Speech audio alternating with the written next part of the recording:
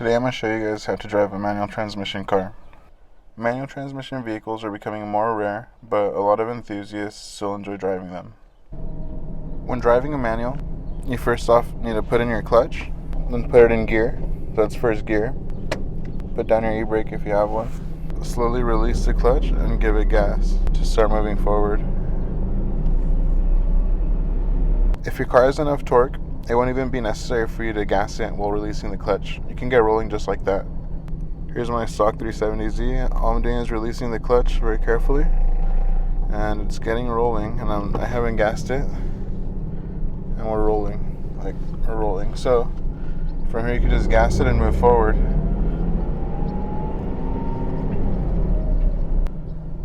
That's to practice, like maybe your first time doing it or your first day or something, but after, you're going to want to let it up pretty quick. So you put it in first, you give it gas, and you release it.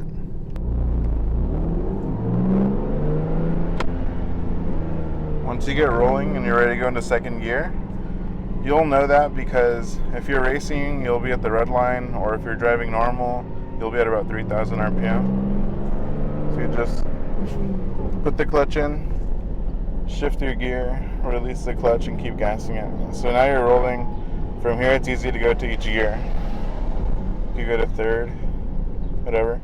Once you have to stop, you could just press the brake and stop. Once you want to get rolling again after a complete stop, just put it back into first gear, get rolling again, and you're good to go. When parking, it's recommended to leave your car in gear to make sure that your parking brake alone isn't the only thing holding your car.